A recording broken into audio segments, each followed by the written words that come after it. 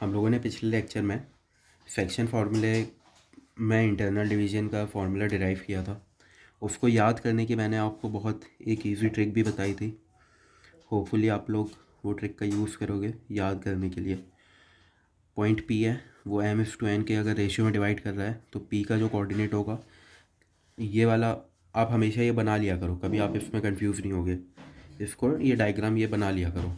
तो m(x2) plus n(x1) by m+n comma m(y2) plus n(y1) by m+n, तो ये होता है उसका। अच्छा, और ये वाला जो फॉर्मूला है ना, ये किसी भी x1 y1 के लिए वो होगा। तो ये does not depend on quadrant, ये आप याद रखना। ये क्वाड्रेंट पे कभी डिपेंड नहीं करता। आप कोई भी फार्मूला लगा लो, मतलब कोई भी क्वाड्रेंट में पॉइंट हो, आप किसी भी रेशियो में उसको डिवाइड करवा लो, वो फार्मूला निकाल के दे देगा।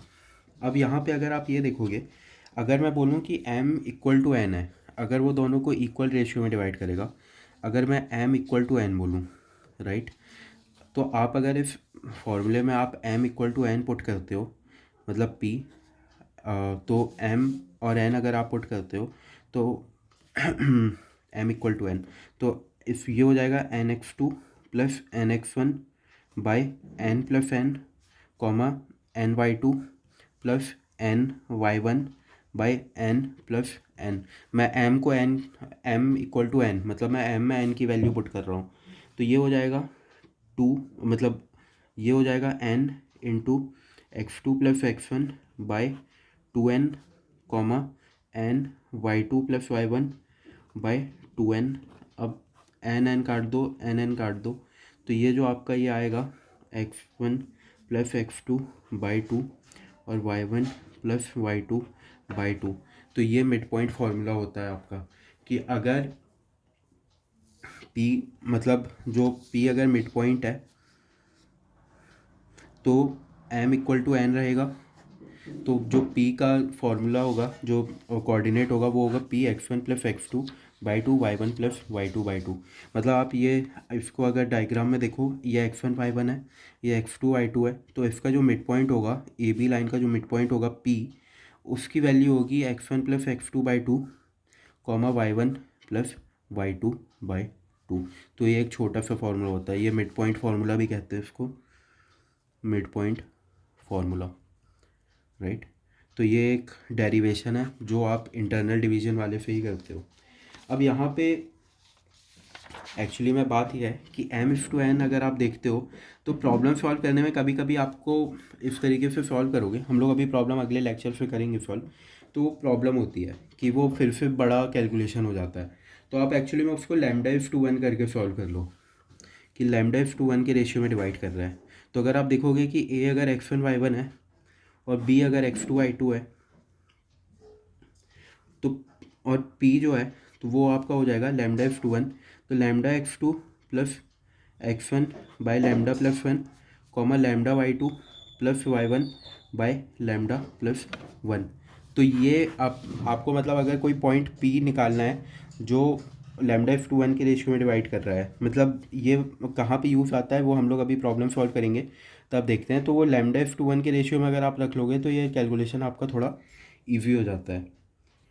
अब यहाँ पर ही ये कुछ पॉइंट्स है जो मैं फ्रैक्शन फार्मूले के बेसिस पे बता रहा हूँ कि आपका जो प्रॉब्लम सॉल्व करोगे वो इजी हो जाएंगी सॉल्व करना। तो अब यहाँ पे एक ये आता है कॉन्सेप्ट कि एक पॉइंट है अगर ए है x1 y1 और एक पॉइंट अगर बी है x2 y2। अभी तक आप लोगों ने ये पढ़ा नहीं है स्ट्रेट लाइन का इक्वेशन, लेकिन स्ट्रेट लाइन का इक्वेशन होता है x + by + c = 0। तो हम लोगों को जब ये सॉल्व करना रहता है कि हमें मतलब ये प्रॉब्लम ये रहती है कि दो पॉइंट है, ए x1 y1 और बी x2 y2, कुछ वैल्यू दी रहती है। तो बोलता है कि ये वाली लाइन उसको किस रेशियो में डिवाइड कर रही है, मतलब जो ए बी को लाइन ज्वाइन कर रही है, तो वहाँ अगर एक और स्ट्रेट लाइन निकल रही है A X plus B Y plus C = 0, तो वो किस रेशियो में डिवाइड कर रही है। तो हम लोग ये कहते हैं कि ये जो रेशियो होता है ना, वो होता है A P by P B equal to, हम लोग उसको λ/1 करके लिख लेते हैं, और वो एक्चुअली में होता है minus of A x1 plus B Y one plus C by A X two plus B Y two plus C. ये बहुत ही एक इम्पॉर्टेंट डेरिवेशन मतलब वो है सेक्शन फार्मूले का कि अगर आपको एक line A X plus B Y plus C equal to zero है, वो बताना है कि ये किस रेशियो में डिवाइड कर रही है, तो आप बोलते हो वो लैम्डा एफ टू वन के रेशियो में डिवाइड कर रही है। और लैम्डा एफ टू वन का रेशियो आप निकालते हो वो होता है माइनस ऑफ, मतलब जो एक्स वन वाई वन है ना, वो पॉइंट को इसमें पुट कर दो लाइन के इक्वेशन में, by X two Y two वाले पॉइंट को यहाँ पुट कर दो। तो ये एक शॉर्टकट ट्रिक होती है, ये आपको अगर याद रहेगा तो आपकी प्रॉब्लम्स बहुत जल्दी सॉल्व होती है। हम लोग इसके बेसिस पे जो प्रॉब्लम है वो हम लोग अभी आगे वाले लेक्चर्स में एक्चुअली में देखेंगे कि ये किस तरीके से हम लोग इसको सॉल्व करते हैं। अब यहाँ पे एक और बहुत इम्पॉर्टेंट वो होता है, वो ये है, ये आप लोग याद कर लेना कि एक्स वन वाई वन और एक्स टू वाई टू को ज्वाइन करने वाली लाइन जो है, मतलब मैं इंटरनल और एक्सटर्नल डिवीज़न आपको बताया था कि ये जो है वो एक्स एक्सिस जो है वो इन दोनों पॉइंट को ज्वाइन करने वाली लाइन को minus Y one by Y two के रेशियो में डिवाइड करता है, और वाई एक्सिस जो है वो इनको minus of X one by X two के रेशियो में डिवाइड करता है। मतलब अभी आपने ये देखा कि A X plus B Y plus C equal to zero जो लाइन है ये इस रेशियो में डिवाइड करती है। तो एक्स एक्सिस है, एक्स एक्सिस मतलब Y equal to zero line है ये, और वाई एक्सिस है ये मतलब X equal to zero line है। ये हम लोगों ने ये डिराइव किया हुआ है कि ये Y equal to zero line कैसे है, हम लोगों ने देखा था ना ये पिछले लेक्चर्स में कि वाई इक्वल टू ज़ीरो है, सारे कोऑर्डिनेट वाई के ज़ीरो हैं, तो वो एक्स एक्सिस की लाइन को करस्पॉन्ड करेगा। और वाई एक्सिस, तो एक्स एक्सिस जो है वो दो point A X one Y one और B X two Y two को minus Y one by Y two के रेशियो में डिवाइड करता है, और वाई एक्सिस उन दो पॉइंट को minus X one by X two के रेशियो में डिवाइड करता है। ये कुछ शॉर्टकट ट्रिक्स हैं जो आपको अगर याद रहें तो आपका काफ़ी ईजी हो जाता है। एक ये है, एक ये है, और बाकी हम लोगों ने ये देखा हुआ है कि ये कैसे फाइंड करते हैं। फिर हमारा ये याद करने के लिए मैंने आपको ये डायग्राम बताया था, तो डायग्राम आपको अगर याद रहेगा तो बहुत ईजी रहेगा।